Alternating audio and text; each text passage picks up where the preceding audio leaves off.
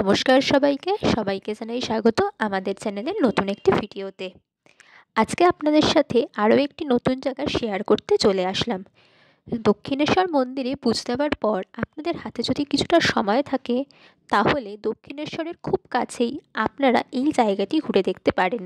এই গঙ্গার ঘাটটিকে অনেকে লোচন ঘোষের ঘাট অথবা আলমবাজারের ঘাটও বলে থাকে। দক্ষিণেশ্বর থেকে টোটো করে আপনারা এই ঘাটটিতে চলে আসতে পারেন।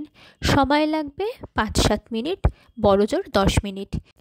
আমি যখন গেছিলাম তখন বেশ বিকেল হয়ে গেছিল, তাই ঘাটের আশপাশটা ঠিক এই রকম লাগছিল।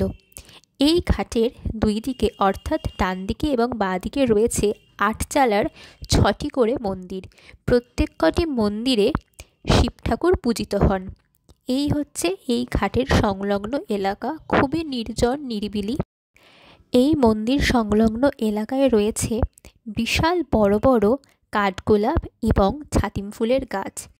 সন্ধ্যের সময় গঙ্গার থেকে আসা মিষ্টি একটা ঠান্ডা হাওয়া এবং এই যে এত বড় বড় গাছ, তাদের যে ফুলের গন্ধ পরিবেশটাকে কিন্তু খুব সুন্দর একটা স্নিগ্ধ করে তুলেছিল।